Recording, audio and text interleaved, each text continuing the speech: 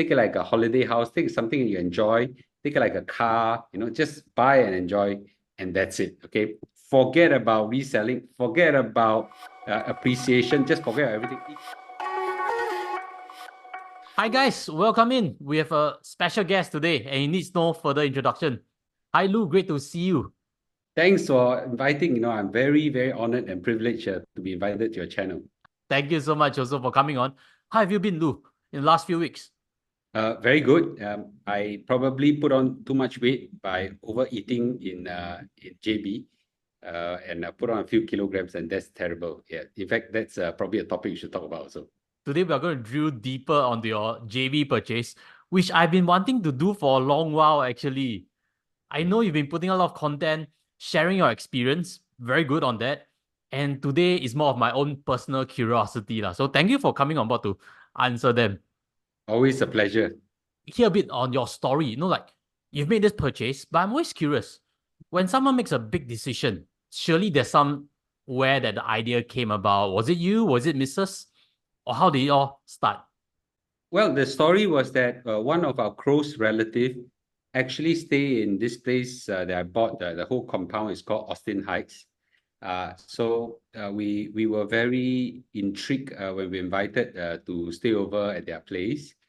And we were very, very mesmerized by the surrounding, the cost of living, the quality of the food, and the security of the place and everything.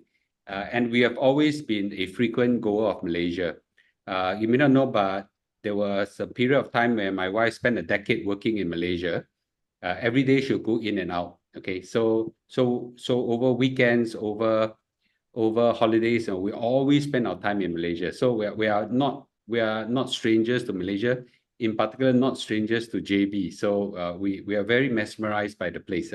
So there comes an opportunity where when we were asking our close relative, the price of the house and everything, we found that it's actually quite affordable by Singapore standard. I didn't say it was cheap by Singapore standard, because what we paid for the house, for the Malaysia house, I don't think it's even enough to buy a 4-room resale flat now in Singapore. So we didn't think too much and said, okay, this is a decision we have to make. Can share actual numbers now. I'm sure you had mentioned about it on the channel. I happen to miss it. What was the real amount quantum-wise? We bought a semi-detached house. It's about 4,000 square feet land, about 4,000 square feet built up as well. And this place called Austin Heights. Austin Heights will be roughly equivalent of a Holland V in Singapore for JB, right? Not the super prime, but it is quite a good location. We paid $1.95 million. Sorry, we paid 1.95 ringgit. Okay, 1.95 million ringgit for it, and plus all the transaction fee, and so don't exactly remember all the fees. I think you'll probably round about 2.1 max on it. Okay, and that would roughly translate to about, round up is about 600k. Yeah, 500 plus 600k. Yeah. So yeah, 500 plus 600k. Tell me, what can you buy in Singapore? 3-room older flat. Quite sad, right? There you have a very nice house, right? But that's a choice I make for myself. I'm not telling everybody you should do that, but this is what I do. I open up as an option for people to consider.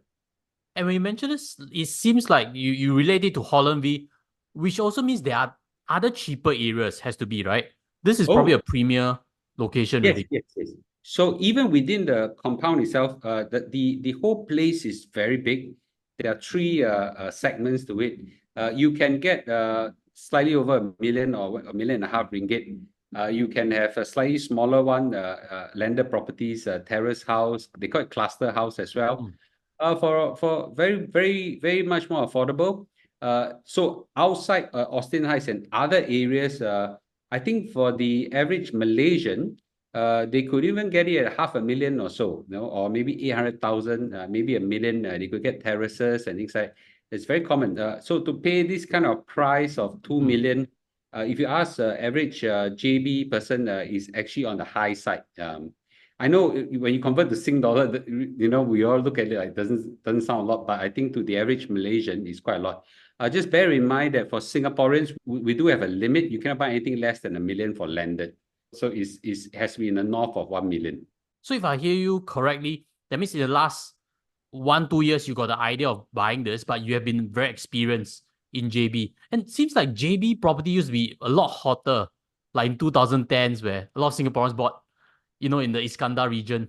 Everything about property, in my opinion, have a cycle. Singaporeans investors will probably deny that, okay? That they always believe that Singapore property will go up, will never go down. I'm not going to get myself into a debate today. That will take another session. But for Malaysia property, that cycle is even more prominent, right? There's ups and downs, ups and downs.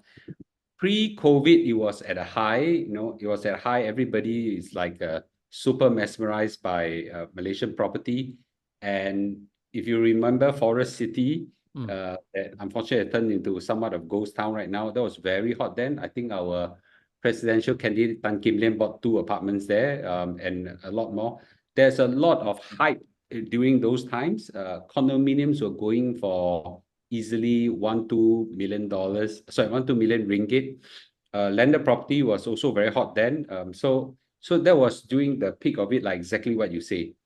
Then came the slump where there was a lot of overbuilding, oversupply, and there was COVID as well that hit Malaysia very hard, and so on, right? And then there were political issues and things like that. So all this culminated into what the Malaysian property situation is, which frankly speaking, it is a issue for those property investors.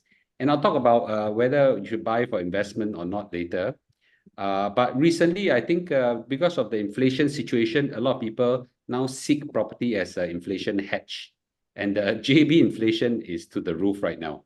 So a lot of people, are worried that the cash they're sitting on are turning into waste. So they are also dumping the money in the property. So property recently has a not all, but those good choice property has a bit of a reinflation. Yes. Just now you mentioned about Forest City and stuff. Do you consider buying those? Because they could be very distressed. Or do you explore other areas in Johor, like Legoland area, Iskandar Putri, or even maybe like Penang? First and foremost, this is where I need to say, when you buy a Malaysian property, you can forget about it as an investment asset. Okay. So in short, it's as if you are buying a handbag, buying a car in Singapore. So when you buy a Malaysian house, my advice to everybody is a buy and write off. Okay, so but treat it as a full expenditure. Don't treat it as an investment. Okay, it is true that there are some people who make money out of Malaysian property. It is true, but it's very rare because of depreciation of the ringgit. And there's a huge chance that the choice of property, is just turn out doesn't right and things like that. I, for one, always believe that when you take up a asset like a Malaysian property, don't treat it like an asset. Just treat it as a fully written off one. Take it like a holiday house. Take something you enjoy. Take it like a car. Just buy and enjoy, and that's it. Okay. Forget about reselling. Forget about appreciation. Just forget everything. It could, but when you calculated, capital gains tax, calculated the depreciation of asset, and so on, it just doesn't. The math is unlikely to work out. Then why not do a long-term rent? If we are concerned that the appreciation is not the same as Singapore, we can always do like long-term lease, right? Correct. Yeah, that's a good question. Okay, before that, I forgot to answer your earlier question on Forest City and all these places. Okay, so let me just cover that and I come back to your current question. So on your earlier question on places like Forest City and all these places, I think the risk is just too high. I've got a feeling, and I cannot be always right because a lot of it depends on how the politics work out and things like that. I got a feeling that Forest City is likely to remain a ghost town for a long time. So this is a investment.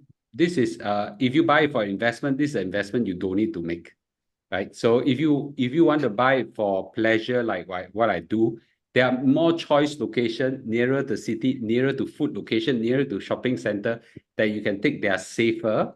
So that these are what I call unnecessary risks that you want to take if you want to invest in those property. So I think the best thing to do is to just pick a location that I think is riskless or near riskless, so that you can maximize the utility out of it. Then what about the long-term rent part? Oh yes, okay. Like we can always rent the place. So unique to my situation is that, as I was saying, my close relatives are all there.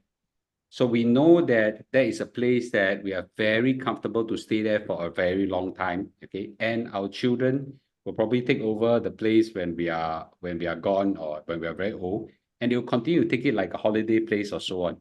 And I'm prepared, as I say, already written it down to zero. So even by the time I sell it, I get half the value. I'm okay. It's fully written off. That's something not very usual to a Singaporean who always think of property, regardless of the location, as a money-making engine. Okay, that's not true. Even if many in the event of many so-called asset, right? A lot of people buy Rolex watch thinking that you always appreciate. A lot of people buy Chanel handbags thinking appreciate. A lot of them give you utility, right? With a Rolex watch, you feel you get happiness and joy out of it. You buy a handbag, you can touch and feel good about it. Same as a Malaysian property as well. It's the same kind of feeling. However, I don't recommend people to actually first buy. I would suggest that if you don't have the unique circumstances like mine, where relatives are staying, just there, and they will be there for a long time, and you can just extend that community, be part of that community, then I would advise that you choose a rent option. You don't even need to be long-term rent, right? I'm sure you can rent for 6 months, 3 months or so, and just try out the place and just city hop. The only downside is moving house is very xiong. They're very, very tough. Okay, but I would say that until you find yourself really nice and comfortable the area, that you convince yourself this is the place, then you buy it. Okay, and you enjoy the utility of it. I agree on that part. We get tired of a place, no matter how nice it is, right? It's like you go there for first 2 months, it's very fun. Everything there is new. But then you stay there 2 years, then it's gonna be a bit tiring to find the excitement. But also for a big landed place, when we get to retirement, are there concerns like, climb up stairs and stuff? Would that be something across your mind? Of course, right? I don't buy myself a 3-story or 4-story landed house. That will probably kill me. Then there's always an option of putting an in-house lift if you want it. When we talk about these options in Singapore are just insane. The prices to install one, I'm sure is to the roof. I don't even know how much it costs in Singapore. But in Malaysia, you'll be surprised. The renovation is a lot more affordable than Singapore. So, just to give you a feel, if I'm right now overhauling my whole house, okay, and we are extending, building up extra rooms and extra toilets and things like that, I think the whole bill will probably come about maybe 400,000 ringgit, okay? And that's a lot more than we already planned for, because the minute you buy a house, you think that you actually don't want to do too much. Then, when the discussion comes, you say, oh, I want this one to look this way, this one looks this way, that kind of thing. So anyway, that's part and parcel of the joy process. But 400,000, you translate in Singapore dollar is about just slightly above 100,000 Sing. Yeah. You try to renovate a 5-room flat in Singapore, okay, and see how much it costs. Yeah. I've heard landed renovation is few 100,000. Yeah, it's insane, right? So I think that the cost, I would imagine, is probably 1/3 or even 1/4 that of Singapore. So in the event where I grow old, I need to build a lift or whatever in the house, I'm sure it's expensive, but it's something probably a lot more cheaper than considered in Singapore. So when you did the home purchase and the renovation, you didn't take any loans for it? Or is it wise to take loan? It's a high interest environment right now in Singapore, and somewhat high in Malaysia as well. So we decided that we're just gonna pay it all upfront. And besides, as I said, it is not like any condominium you buy in Singapore right now is a 7-digit number, right? Any. Where this one, as I said, while it looks like a very big number in Malaysian dollars, in Singapore terms, it's actually a lot less. So my wife and I discussed, and we said that, let's just get it out of the mind, just pay all upfront out of the mind, and just enjoy it for the rest of our life. That's our mentality. Because I was thinking, if your loan is in ringgit and your property is in ringgit, at least there's some natural hedge. Then like that, there's some risk that ringgit continue to depreciate. But I also hear that you are okay to write it off already as an asset. Correct. If you do not have, if you, as I said, okay, so let's try again. So my concept and my understanding is that for an average for average Singaporean or even Malaysian PR in Singapore, it just doesn't make sense for you to buy a Malaysian house for investment purposes. Yes, it will still appreciate, okay, if you pick the right location, but if you want to convert everything back in Sing dollar terms, it just doesn't make sense. So in that sense, so therefore, when I look at the house, then it doesn't really make sense to think about hedging or things like that. As I said, it's just literally like ladies buy a Chanel handbag, right? It's expensive. Buy, forget, and enjoy, right? Then the utility increases. There's no worry. There's nothing to think about whatsoever. Just, whatever ringgit goes up, goes down, whether the house appreciate, depreciate, you don't think about all this at all. You just enjoy the utility of the house. Then I guess the next usual, pushback that people have buying a JB property has to be on safety, right? And I'm sure you've seen a lot of comments that JB is not safe. Is it exaggerated? Or for yourself, how do you go about this risk? How do you view it? Because bearing in mind you've lived in many cities, some Singaporeans haven't. First of all, I just want to categorically say that Singapore is the safest city, probably one of the safest in the world, if not the safest city in the world. And I think arguably people will say that maybe Japan is also very safe, and maybe Switzerland or something like that. I cannot think of any other country as safe as Singapore. So Singapore ranks one of the highest in the world, if not the highest. So relative to that point, it is anything else, it's unsafe. So if you take a binary approach, right, versus Singapore, then nothing is safe in that sense. When I was in Germany, which I think is quite safe, there were street fighting and there were hooligans that were drugged on the street or a train station. And Germany is considered a safe city, in many cases. When I was in France, it's a terrible place. You get pickpocketed, you get robbed, and things like that. When I was in Italy, the situation is equally bad. So in my 10-year experience in Europe right now, which I travel frequently, I think I've been hit no less than 10, 15 times by pickpockets. Okay. 10, 15 times at least. Not all of them are successful. Most of them are not successful, but it is a terrible experience. So in Europe, it is a funny feeling where I walk, every 10 steps I walk, I look back once. It became a habit, right? That it became so bad a habit that when I come back to Singapore, I still look back. Don't know what am I looking for, but it's become muscle memory. Against that kind of setting, when I come to JB, I don't do things like, doing this thing. Nobody does that. It's just insane, right? So this is where Singapore is. This is where I was used to. So JB is somewhere in between. In my context, JB is a lot safer than Europe, like gazillion times safer. It is not anywhere close to Singapore. That's where we have this big divide, right? So my yardstick is rest of the world. Everybody's yardstick is where Singapore is. Now, I would say that if you ask the majority of Singaporeans or Singapore PRs or Singapore citizens, they were formerly Malaysian, that goes to Malaysia so often, and I think on Good Friday there were 510,000 people, that just I was went. one of them. Oh, you're one of them, right? And everybody say that 90% of these people are Malaysian. That's why going back to visit their relatives. I don't think so. I see all the cars are Singapore cars and things like that. My point is that it's a relative position. Some of us are used to taking common sense precaution.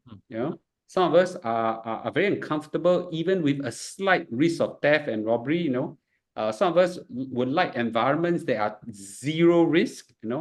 So everybody yardstick is different. So my yardstick is very, very low, right? So a lot of people yardstick is Singapore yardstick. So whether safe or not safe is really where your yardstick were.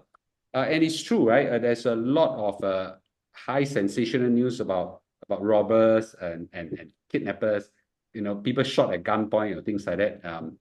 But if you ask any people, like even like yourself, who frequently travel to Malaysia, those are very, very rare. And a lot of them are passions crime or they are crime that were involved in business, black versus black, gangsters versus gangsters, business versus business kind of thing, where the average travelers or the humble retirees, are I think quite safe from this kind of risk.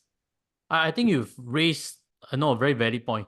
Your experience traveling overseas has brought you to a different, understanding of risk also. And I think that reinforces, bring younger generation overseas, let them experience life outside of Singapore.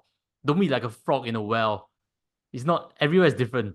That sentence is very sensitive. I use this phrase and got overcut, by many people. Because I was wanting to tell everybody that this need to have this sense of adventure and risk-taking is important for us, so that we can not just experience greater life, but this will then translate into your investment outlook, your ability to take risks in businesses and venture into unknown places and overseas, to open up new grounds and things like that. But if everybody cannot even take small little risks like Malaysia and things like that, then forget about even venturing, to let's say, high risk places to do business or things like that. That I've seen even worse places, right? Malaysia really is, relative to those places, Malaysia is really a heaven on earth. In concluding points, I hear you that buying this property is more like a luxury. You have experience in JB, some relatives there also. Not everybody has. So make sure that it suits you first. You can always explore long-term, try the place you like, then settle down. Some of these key points. Then I also have a question. If many years later, would you rent out your Singapore HDB and move there full-time? How do you envision your retirement? This is a very good question, Josh. At this juncture, I'm making plans, right? I'm now 51, going to 52 this year. Retirement for me is easily a 70-year-old question. I wouldn't retire anything before that. I know a lot of Singaporeans are dying to retire young. I don't want to retire young because I'm a very active, high energy person. I want to be as active as possible. For me, I would like to have the option of having 4 days in JB, 3 days in Singapore, or 5 days in JB, 3 in Singapore, or all the way, but it's just a mix. And for me, traveling to JB is like Jurong to Pasir Ris because the time taken is roughly the same if there's no traffic jam. I would imagine that option is always there for me to almost be there full time. But I'm sure my children will want to be economically active in Singapore, set up their family in Singapore. Education is still the best in Singapore. I agree that there is a low risk, but I'm sure that the way the education system is and things like Singapore is still the best. So I would rather have my grandchildren, which I don't have any now, study in Singapore and progress and earn income in Singapore. And when their retirement comes, they can think of this option. I would imagine that at this juncture, it's more like a straddling, more time in Malaysia, less in Singapore. It's actually no difference from my lifestyle right now. Okay, my lifestyle right now, about 70% is in Europe, about 30% is in Singapore. Okay, so what's the difference when I switch from Europe to Malaysia, right? So yeah, not much a difference in that sense. And it's, JB is a lot more simpler. When I feel like coming back, I just take a car and zoom, I'm back. As always, anyone listening to our discussion today, do leave them in the comment sections. Let us know what your thoughts are. Thank you, Lou, for taking today's call, man. Thanks for inviting. I really appreciate this. And together, we'll see you next episode. Take care and goodbye.